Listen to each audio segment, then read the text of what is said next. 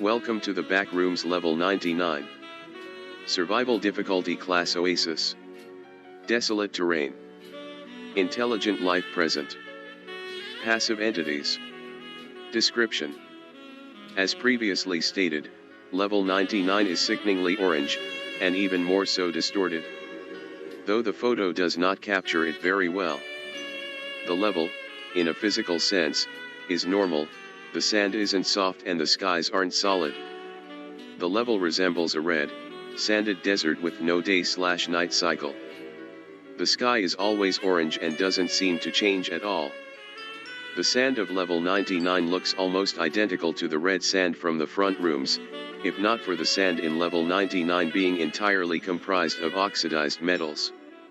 The sand has a distinct metallic scent and is usually comprised of copper and iron with the occasional unidentifiable ores. Recorded log. Start log. Arthur, testing. Stanley, I think it's working. Arthur, no shit Captain Obvious. Arthur, damn it, the system keeps doubling the eyes when I say Captain. Stanley, oh well, never mind that. Aren't we going to enter the level? Arthur, calm your ass onion boy, and get the gas masks. Stanley, gas masks? Why would we need those? Arthur sighs in disappointment. Arthur, sweet Christ, the sky is fucking orange. Arthur, we don't need an oxygen test to know that isn't breathable. Stanley, good point. End log. Discovery. Stanley and I had been eating lunch, just taking a walk around level 4, when we ran into a door suspended about 30 centimeters above the ground. I'm sure it was spruce, but that doesn't matter, though there is a sign nailed to the door with Ghoul Town written on it. We radioed the higher-ups about it, and since had we brought our supplies with us in case of an emergency, they asked us to go take a look. Opening the door leads into level 99, or Ghoul Town. There is a strange phenomenon that happens with this door too, and this is some pretty trippy shit. Because there's no door frame, if you went behind it while it was open, the door would disappear. And if you go behind it while it's closed, then what would you expect? You'd get the other side of the door. Recorded log 2. Start log. Arthur, alright. So I'm about roughly 2 kilometers in. I ask Stanley to stay by the door to see if it does a disappearing act on us. Arthur, so he radioed me about 5 minutes ago saying it stayed the same, and doesn't lock when you close it. So now I have to wait for him to get here. Sigh, at least this tumbleweed is here too. Tumbleweed, hey, I have a name man, not cool. My mom didn't name me for people like you to not use it. Jeez. Arthur. I'm going insane. Well, Mr. Humbleweed, what's your name? Joseph, it's Joseph, and for your information, you're not going insane, yet, no. I'm just a sentient dried up bush. Also, how'd you know my last name was Humbleweed? Are you a cop or something, 'cause I swear I haven't been drinking. Arthur, well Joseph. This was a nice reality check. Thanks. Joseph, hey no problem man, although you might be a cop, I still got some respect for ya. Though I must be going now, 'cause I've got some very important business with a certain cactus. It's a date, you see. Arthur, well, aren't you the lucky guy? And I should also be going soon because this fever dream is getting a little too trippy for my taste. Arthur stands up and places a spare recorder into the sentient tumbleweed. Arthur, hey, one last question before you go.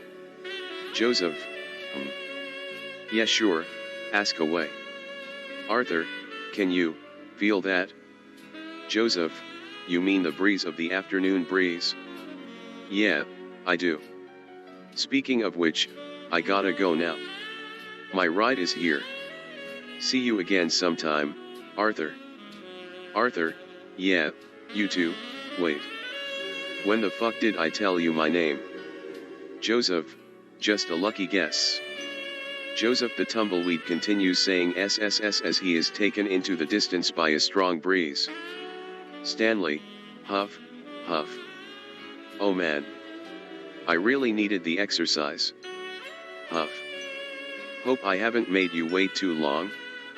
Arthur, wait, if you're here, then that means I haven't woken up yet, which in turn means I wasn't dreaming.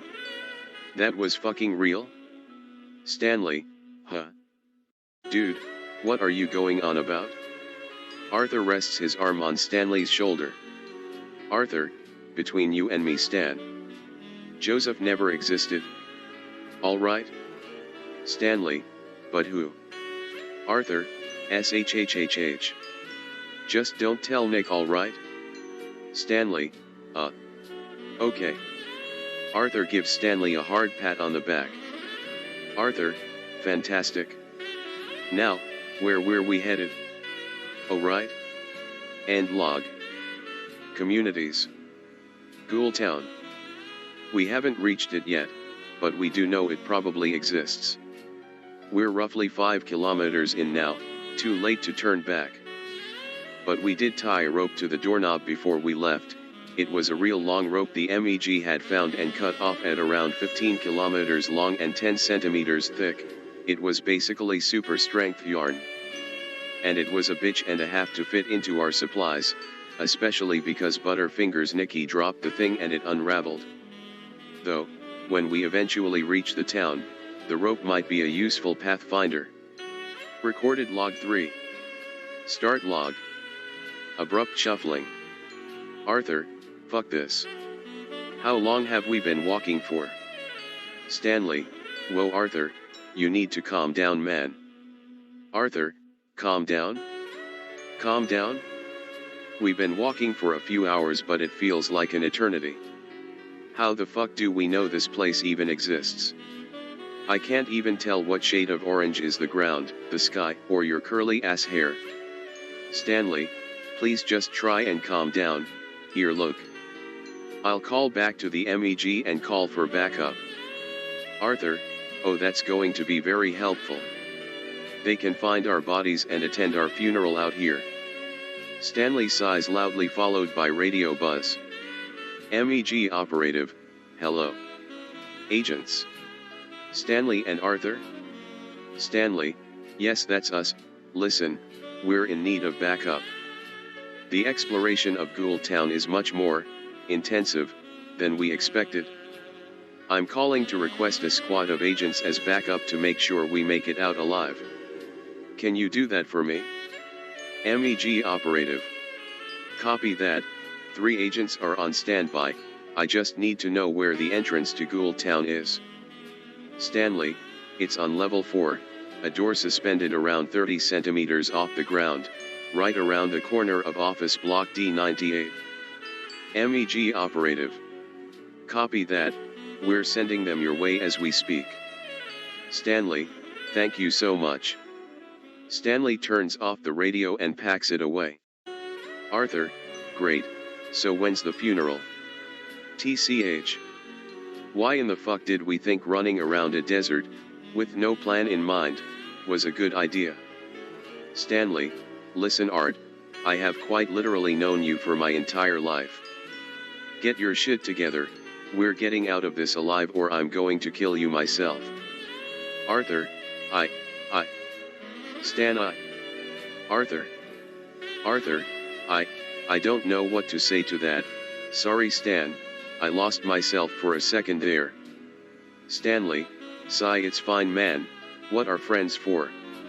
Even I'm feeling a little loony. Stanley, I'm just glad you've come back to your senses, even if it's just a little bit. Arthur, sigh, but like.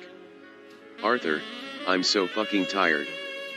Why did we, hold on. Stan, look.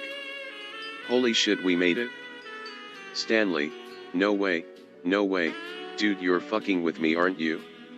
Arthur, Stan. Why would I torture myself and you in this way? Look. Stanley, holy shit. It's actually real. Arthur, yeah it is. Phew. Just be cautious, okay? I don't want your ass getting killed after getting this far. Stanley, ha, same goes for you aardvark boy. End log. Communities, updated. Ghoul Town. Roughly 12 kilometers in. The whole town looks like it covers around 4,000 square meters. The first thing that's noticeable is the giant wood sign, sporting a nice greeting. Welcome to Ghoul Town. We were cautious at first, but as we walked, we noticed that the ghouls were more human-like than zombie/ghoulish. They resembled the undead, but seemed passive enough to try and communicate with, so we tried asking one of them about a place we could stay. They apparently can't talk, but they did know sign language. Stanley's ASL classes are finally paying off, I see. And told us that if we were new to town, we should go to the local grocery store for a complimentary gift basket. Wow, I'd never expect a place called Ghoul Town be so hospitable. And other people have been here too. That was really unexpected, considering your first reaction to a massive expanse of orange sand wouldn't be to go and explore it. Unless you're us, of course. The grocery store is a lot like the ones from the front rooms. It's even got running electricity and fresh produce too. We went up to the main counter near the back of the store, and the manager, whose name is Brenda, started signing up a storm with Stanley. Jesus, I can't remember if Stanley took ASL lessons or signed up for the Naruto club. After a bit of back and forth Naruto hand signs, Brenda opened a door into what I assume is a pantry and comes out with 2 neatly tied up gift baskets. Now I warned Stan that they shouldn't immediately trust these people's sin. Holy shit, is that chocolate cake? So, we're alive, so that means the food wasn't poisoned. Who knew ghouls ate the same stuff as humans instead of humans? After stuffing our faces full of pastries and bread rolls, Stanley started asking around if there was maybe a motel or something we could stay in for a while to rest. Until we ran into an ghoul whose name was Neil, who I assume is an old man, since he brandished this polished spruce cane, slicked back white hair, bowl hat, and scoliosis. He signed to us to head to the downtown and to talk to the people living on the hill. We would have gotten more information out of him, but he fell asleep halfway through the sentence. Stanley said he actually could have said anything else. The signs he had made were so crude and lazy he barely got that. But, abiding by the logic of wise old people, and against our better judgment, we decided to go to the downtown. Population: 50 plus. Universal Ghoul language. Handwriting: American Sign Language. Grunts. Hand gestures. The downtown.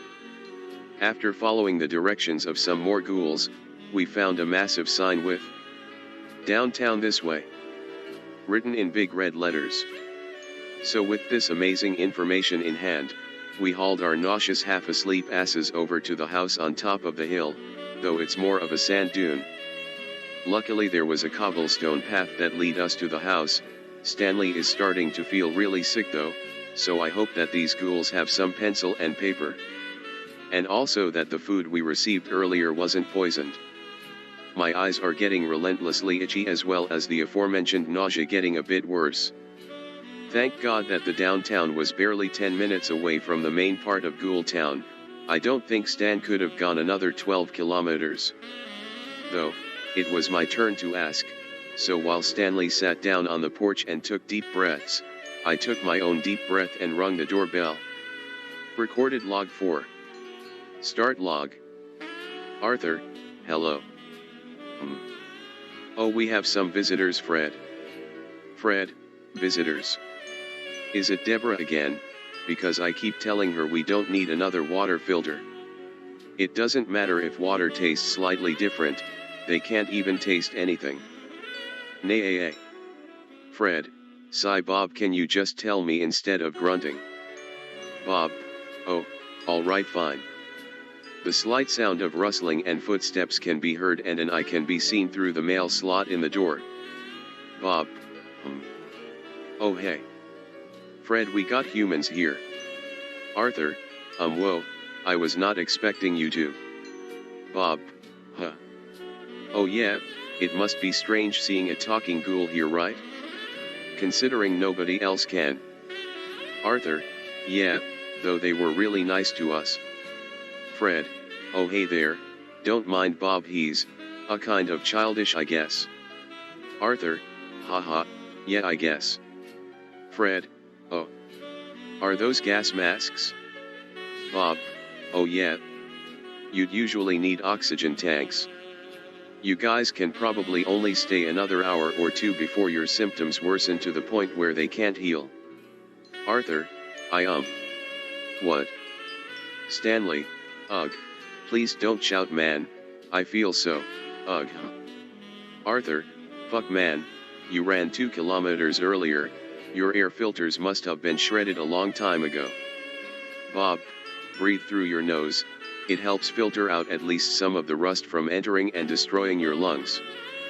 Fred, wait a moment, we don't get human visitors too often, but we got oxygen tanks just in case they do come around. I'll go and get them right now, make sure your friend sits up as straight as he can. Fred sprints back into the house. Arthur, oh thank God, fuck. His oxygen filters are completely destroyed. Stanley, don't you dare die on me now. Fred quickly sprints back onto the porch with 2 oxygen tanks in the pits of his arms. Fred, I'm back, here take this and one for your friend as well. Arthur, oh thank God, I cannot thank you two enough. Bob, hey no problem man, considering you've lasted a lot longer than everyone else that's reached the downtown. The rest I don't know about, they tried talking a return trip but they never visit. Arthur, well that gives me a lot to look forward to. Bob, hey no problem man. Arthur, Fred, how can you stand living with this guy? Fred, well for one, I don't. 2, we're the mayors of this town. 3, he's literally the only other ghoul I can talk without having to wave my hands around or waste pencil and paper. Arthur, you two are the mayors? I understand you, but Bob. Well, he's the only other person who can talk, but still. Bob, alright, enough of me, can you tell me why you're here? I see you're from that little MEG group. Arthur, well, if you know who the MEG are, then I'll keep this short, I'm here with Stanley to record an article about your town. Fred, well if that's the case, why don't we take over the rest of this mission? Could you call up your higher-ups and tell them that the mayors of Ghoul Town will help them write this article? Arthur, I don't know man. I mean I just met you guys, and I don't, you know what, fuck it. Here, take this tablet, it's a communication device that connects directly into the MEG communication database. When you finish up the rest of the article, direct message me the final product. Bob, question. Arthur, ask your rotting heart out. Bob, it works just like a normal tablet, right? Arthur, if you're talking about internet videos, we found an app that has archived every YouTube video in existence and is kept up to date. Bob, alright. Then it's decided, you and your buddy holes are gonna go back and we'll record the rest of the article for you. Stanley, alright. I think I'm good. I feel a bit better, you ready to head back yet? Arthur, yeah we should be going, thanks for everything guys. Fred, yeah, those oxygen tanks aren't going to last any more back and forth babble, we'll take care of this for you, just make sure to visit sometime if you. End log. The atmosphere. The atmosphere in level 99 contains about 30% rust, making it extremely dangerous for anyone who does not have an oxygen tank. The rust contained within the skies and sand are what give it its signature look. A lot of humans have made it to Ghoul Town, but none of them have managed to survive the return trip. Hopefully, Stanley and Arthur will be the first ones to make it out alive. Ghouls. The ghouls in level 99 are very passive, and won't become aggravated without a reason. Just like anyone else, they don't like annoying people, or narcissists. They can't speak, but they understand English and try to communicate the best they can with body language, hand coordination, or some of them outright know American Sign Language. Though the universal language in Ghoul Town is comprised solely of grunts, since that seems to be the only thing they can enunciate. The only exception to this is of course Bob and I. We seem to be the only ones capable of speech.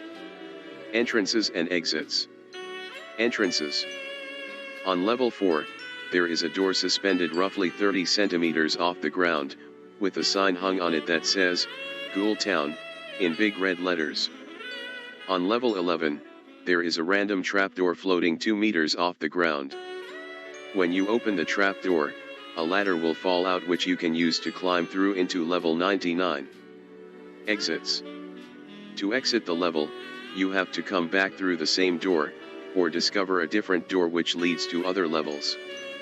There is a door roughly 2 kilometers northwest of Ghoul Town labeled Swimming Pool which leads to level 7, though this is not a viable exit since the door places you underwater when you enter, turning you into fish food. There is another door 5 kilometers to the east of Ghoul Town labeled Arcade, which leads into level 389. This door will open into a small walk-in closet that leads into the main part of level 389. That's all for this level. Thanks for watching. Bye bye.